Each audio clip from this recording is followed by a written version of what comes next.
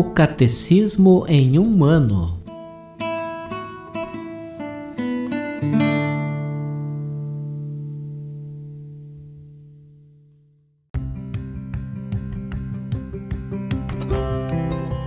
Olá, eu sou Antônio, seminarista da Diocese de Ponta Grossa, no Paraná. Você está ouvindo o podcast O Catecismo em um ano. Vamos ler todo o Catecismo da Igreja Católica ao longo de 365 episódios. Estamos utilizando a tradução em português apresentada pela CNBB em 2013, baseada na edição típica em latim. Baixe o plano de leitura por meio de um link que você encontra na página do Instagram, @ocatecismoemumano, ou na descrição deste podcast.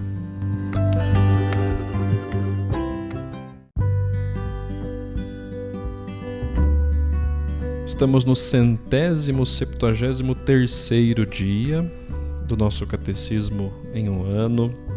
Estamos conhecendo sobre o sacramento da Eucaristia. E hoje nós vamos ler dos números 1345 a 1355.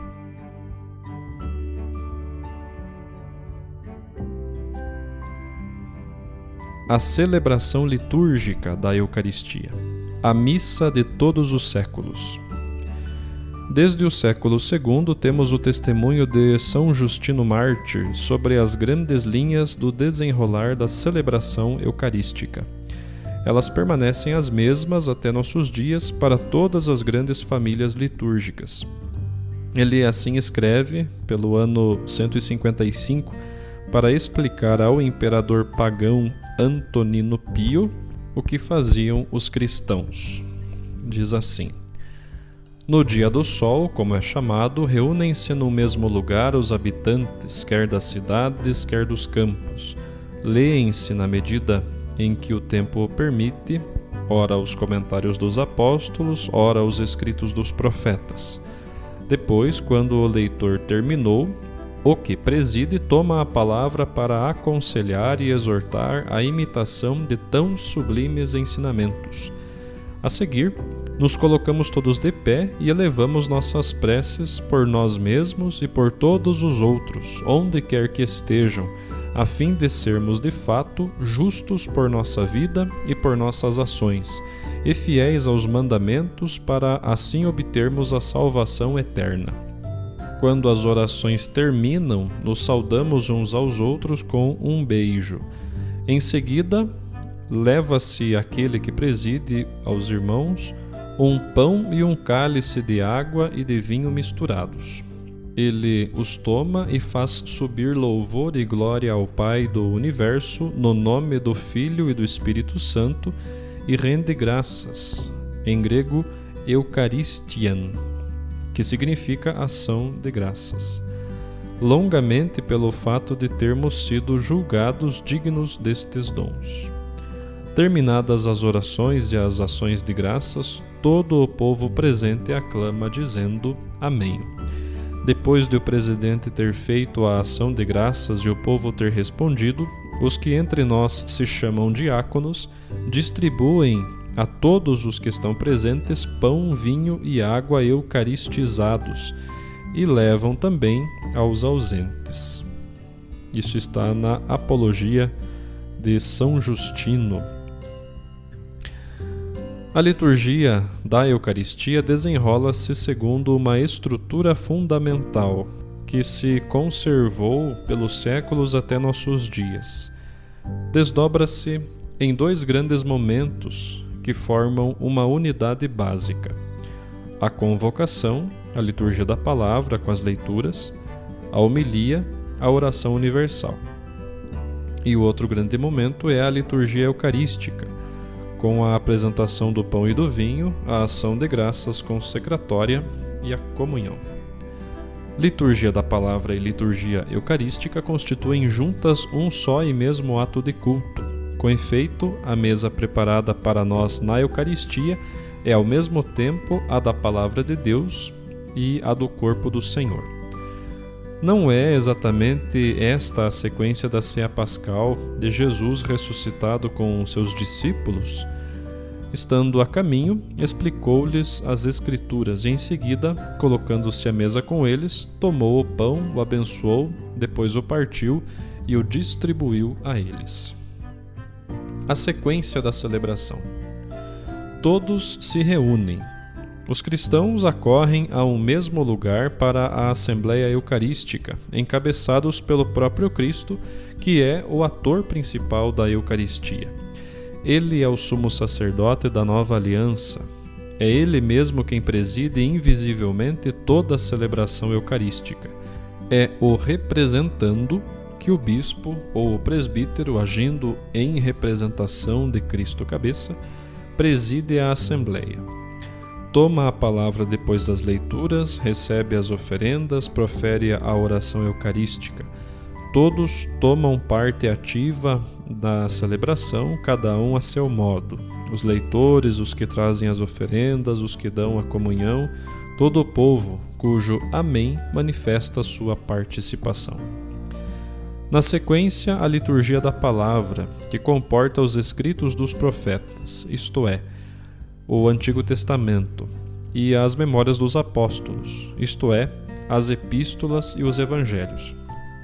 Depois da homilia, que exorta a acolher esta palavra como ela verdadeiramente é, ou seja, como palavra de Deus, e a colocar em prática, fazem-se as intercessões por todos os homens, de acordo com a palavra do apóstolo.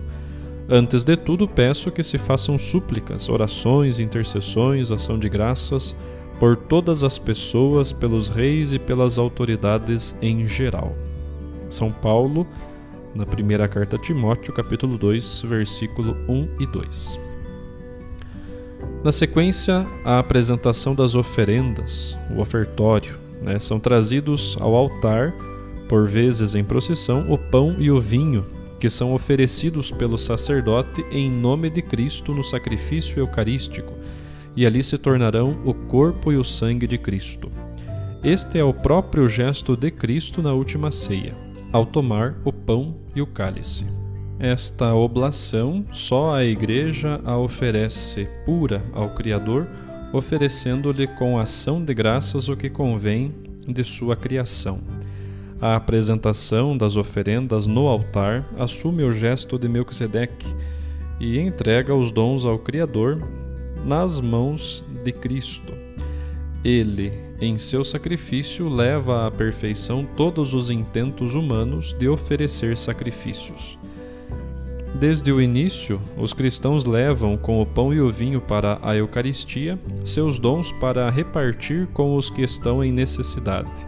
Este costume da coleta, sempre atual, inspira-se no exemplo de Cristo que se fez pobre para nos enriquecer. Os que possuem bens em abundância e aqueles que o desejam dão livremente o que lhes parece bem, e o que se recolhe é entregue àquele que preside. Este socorre os órfãos e as viúvas e os que, por motivo de doença ou qualquer outra razão, encontram-se em necessidade, assim como os encarcerados e os migrantes. Numa palavra, ele socorre todos os necessitados. Na sequência vem a anáfora. Com a oração eucarística, a oração de ação de graças e de consagração, chegamos ao coração e ao ápice da celebração. No prefácio, a Igreja rende graças ao Pai, por Cristo, no Espírito Santo, por todas as suas obras, pela criação, redenção, santificação. Toda a comunidade junta-se então a este louvor incessante que a Igreja Celeste e os anjos e todos os santos cantam ao Deus 3 vezes Santo. Na epíclese, a comunidade pede ao Pai que envie seu Espírito Santo e o poder de sua bênção sobre o pão e o vinho para que se tornem, por seu poder, o corpo e o sangue de Jesus Cristo, e para que aqueles que participam da Eucaristia sejam um só corpo e um só espírito. Certas tradições litúrgicas colocam a epíclese depois da anamnese. No relato da instituição, a força das palavras e a ação de Cristo e o poder do Espírito Santo tornam sacramentalmente presentes. Sob as espécies do pão e do vinho, o corpo e o sangue de Cristo, seu sacrifício oferecido na cruz uma vez por todas. Na anamnese que segue, a Igreja faz memória da paixão, da ressurreição e da volta gloriosa de Cristo Jesus. Ela apresenta ao Pai a oferenda de seu Filho, que nos reconcilia com Ele. Nas intercessões, a Igreja exprime que a Eucaristia é celebrada em comunhão com toda a Igreja do céu e da terra, dos vivos e dos falecidos, e na comunhão com os pastores da Igreja, o Papa, o Bispo da Diocese, seu presbitério e seus diáconos, os bispos do mundo inteiro com suas igrejas. Na comunhão, precedida pela oração do Senhor e pela fração do pão, os fiéis recebem o pão do céu e o cálice da salvação, o corpo e o sangue de Cristo que se entregou pela vida do mundo. Porque este pão e este vinho foram, segundo a antiga expressão, eucaristizados, chamamos este alimento de Eucaristia, e a ninguém é permitido participar da Eucaristia senão aquele que, admitindo como verdadeiros os nossos ensinamentos e tendo sido purificado pelo batismo para a remissão dos pecados e para o novo nascimento, levar uma vida nova como Cristo ensinou. Esta é a Apologia de São Justino.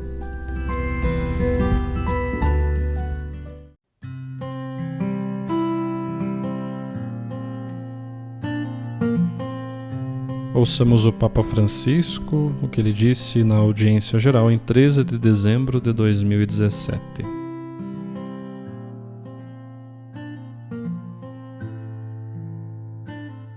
Retomando o caminho de catequese sobre a missa, hoje perguntemo-nos: por que ir à missa aos domingos? A celebração dominical da Eucaristia está no centro da vida da Igreja. Nós cristãos vamos à missa aos domingos para encontrar o Senhor ressuscitado, ou melhor, para nos deixarmos encontrar por Ele, ouvir a sua palavra, alimentar-nos à sua mesa e assim tornar-nos igreja, isto é, seu corpo místico vivo no mundo. Compreenderam isto desde o princípio os discípulos de Jesus que celebraram o encontro eucarístico com o Senhor no dia da semana ao qual os judeus chamavam o primeiro da semana, e os romanos dia do sol, porque naquele dia Jesus tinha ressuscitado dos mortos e aparecido aos discípulos, falando com eles, comendo com eles, concedendo-lhes o Espírito Santo, como ouvimos na leitura bíblica. Também a grande efusão do Espírito no Pentecostes teve lugar no domingo, 50 dias depois da ressurreição de Jesus. Por estas razões, o domingo é um dia santo para nós, santificado pela celebração eucarística, presença viva do Senhor entre nós e para nós. Portanto, é a missa que faz o domingo cristão. O domingo cristão gira em volta da missa. Que domingo é, para o cristão, aquele no qual falta o encontro com o Senhor? Existem comunidades cristãs que infelizmente não podem beneficiar da missa todos os domingos. No entanto, também elas, neste dia santo, são chamadas a recolher-se em oração em nome do Senhor, ouvindo a palavra de Deus e mantendo vivo o desejo da Eucaristia. Algumas sociedades secularizadas perderam o sentido cristão do domingo, iluminado pela Eucaristia. Isto é pecado. Em tais contextos é preciso reavivar esta consciência para recuperar o significado da festa, o significado da alegria, da comunidade paroquial, da solidariedade e do descanso que revigora a alma e o corpo. De todos estes valores, a Eucaristia é a nossa mestra, domingo após domingo. Por isso, o Concílio Vaticano II quis reiterar que o domingo é, pois, o principal dia de festa a propor e inculcar no espírito dos fiéis. Seja também o dia da alegria e do repouso, da abstenção do trabalho. Isso está na Sacrosanctum Concilium, número 106. A abstenção dominical do trabalho não existia nos primeiros séculos. É uma contribuição específica do cristianismo. Por tradição bíblica, os judeus descansam no sábado, enquanto na sociedade romana não estava previsto um dia semanal de abstenção dos trabalhos servis. Foi o sentido cristão do viver como filhos e não como escravos, animado pela Eucaristia, que fez do domingo quase universalmente o dia do descanso. Sem Cristo estamos condenados a ser dominados pelo cansaço do dia a dia, com as suas preocupações e pelo medo do amanhã. O encontro dominical com o Senhor dá-nos a força para viver o presente com confiança e coragem e para progredir com esperança. Por isso, nós cristãos vamos encontrar-nos com o Senhor aos domingos, na celebração eucarística. A comunhão eucarística com Jesus, ressuscitado e vivo eternamente, antecipa o domingo sem ocaso, quando já não haverá mais cansaço, nem dor, nem luto, nem lágrimas, mas só a alegria de viver plenamente e para sempre com o Senhor. Inclusive, sobre este abençoado descanso nos fala a missa dominical, ensinando-nos, no decorrer da semana, a confiar-nos nas mãos do Pai que está no céu. Como podemos responder a quem diz que não é preciso ir à missa, nem sequer aos domingos, porque o importante é viver bem e amar o próximo? É verdade que a qualidade da vida cristã se mede pela capacidade de amar, como disse Jesus.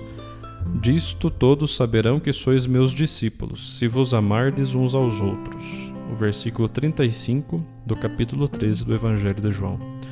Mas como podemos praticar o Evangelho sem aurir a energia necessária para o fazer, um domingo após o outro, na fonte inesgotável da Eucaristia?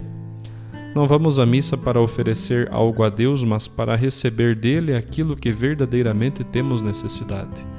Recorda-o a oração da Igreja, que assim se dirige a Deus. Tu não precisas do nosso louvor, mas por um dom do teu amor, chama-nos a dar-te graças. Os nossos hinos de bênção não aumentam a tua grandeza, mas obtém para nós a graça que nos salva. Este é o quarto prefácio comum.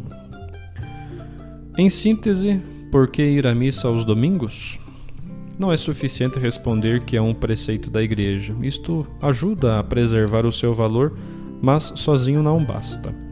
Nós cristãos temos necessidade de participar da missa dominical porque só com a graça de Jesus, com a sua presença viva em nós e entre nós, podemos pôr em prática o seu mandamento e assim ser suas testemunhas credíveis.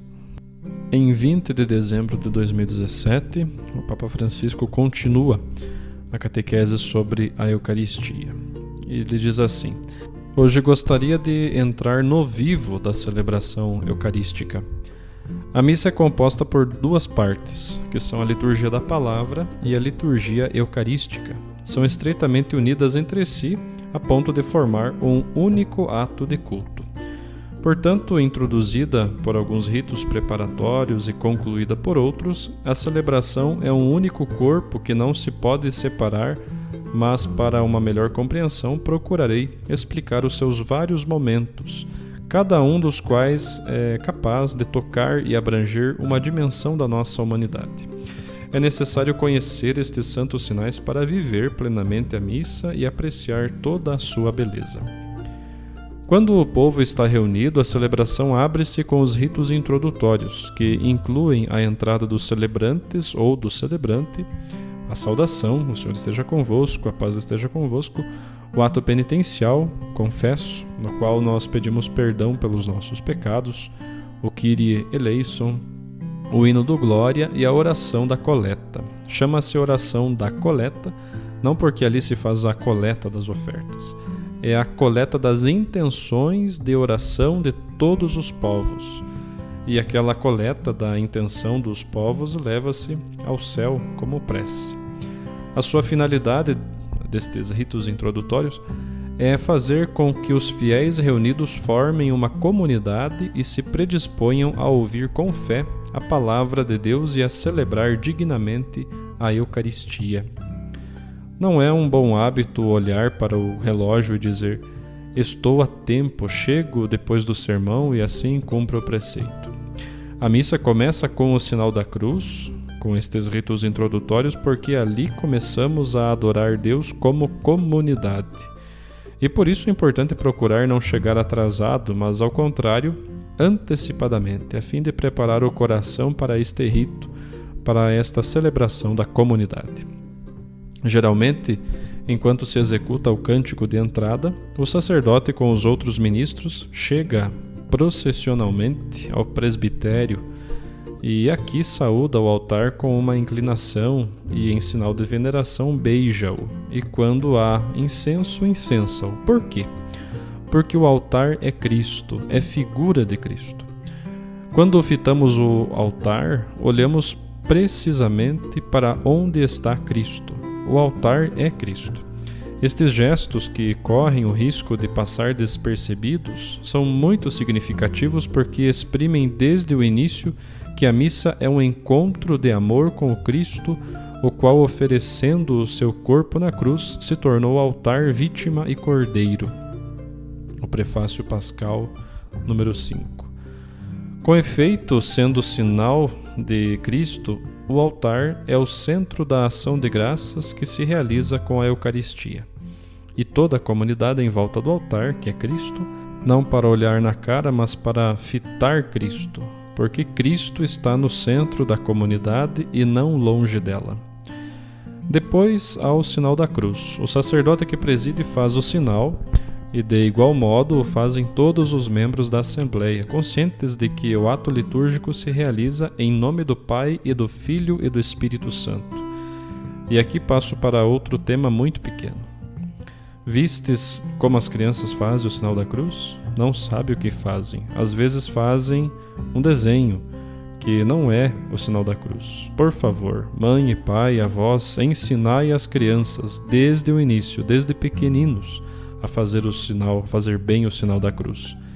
E explicar-lhes que significa ter a cruz de Jesus como proteção. A missa começa com o sinal da cruz. A oração inteira move-se, por assim dizer, no espaço da Santíssima Trindade, em nome do Pai, do Filho e do Espírito Santo, que é espaço de comunhão infinita. Tem como origem e fim o amor de Deus uno e trino, manifestado e doado a nós na cruz de Cristo. Com efeito, o seu mistério pascal é dom da Trindade, e a Eucaristia brota sempre do seu coração trespassado. Portanto, fazendo o sinal da cruz, não só recordemos o nosso batismo, mas afirmemos que a prece litúrgica é o encontro com Deus em Jesus Cristo, que por nós se encarnou, morreu na cruz e ressuscitou glorioso. Em seguida, o sacerdote dirige a saudação litúrgica, com a expressão, o Senhor esteja convosco, ou outras semelhantes, existem diversas. E a Assembleia responde, e com teu Espírito. Isto na liturgia fora do Brasil. No Brasil é, o Senhor esteja convosco, Ele está no meio de nós. Estamos em diálogo, estamos no início da missa e temos que pensar no significado de todos estes gestos e palavras. Entramos numa sinfonia, na qual ressoam vários tons de vozes, e inclusive momentos de silêncio, em vista de criar o acordo entre todos os participantes, ou seja, de nos reconhecermos animados por um único espírito e por um mesmo fim. Com efeito, a saudação sacerdotal e a resposta do povo manifestam o mistério da Igreja congregada. Exprime-se assim a fé comum e o desejo recíproco de estar com o Senhor e de viver a unidade com a humanidade inteira. Esta é uma sinfonia orante que se vai criando e apresenta imediatamente um momento muito comovedor, pois quem preside convida todos a reconhecer os próprios pecados. Todos somos pecadores. Não sei, talvez algum de vós não seja pecador. Se alguém não é pecador, levante a mão, por favor, assim todos veremos. Mas não há mãos levantadas, está bem. Tendes uma boa fé. Todos somos pecadores. É por isso que no início da missa pedimos perdão. É o ato penitencial. Não se trata apenas de pensar nos pecados cometidos, mas muito mais. É o convite de confessar-nos pecadores diante de Deus e da comunidade, perante os irmãos, com humildade e sinceridade, como o publicano no templo. Se verdadeiramente a Eucaristia torna presente o mistério pascal, ou seja, a passagem de Cristo da morte para a vida, então a primeira coisa que devemos fazer é reconhecer quais são as nossas situações de morte, para poder ressuscitar com ele para a vida nova. Isto leva-nos a compreender como é importante o ato penitencial, e por isso retomaremos este tema na próxima catequese. Vamos passo a passo na explicação da missa, mas recomendo-vos, por favor, ensinai bem as crianças a fazer o sinal da cruz.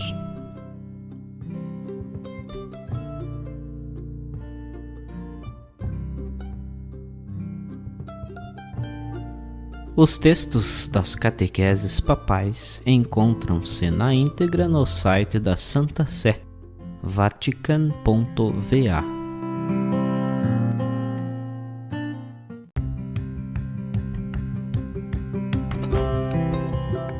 Você acaba de ouvir mais um episódio do podcast O Catecismo em um Ano.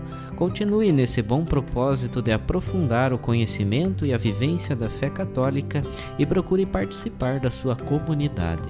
Rezemos por todos que estão fazendo esse caminho de leitura do Catecismo. Até amanhã!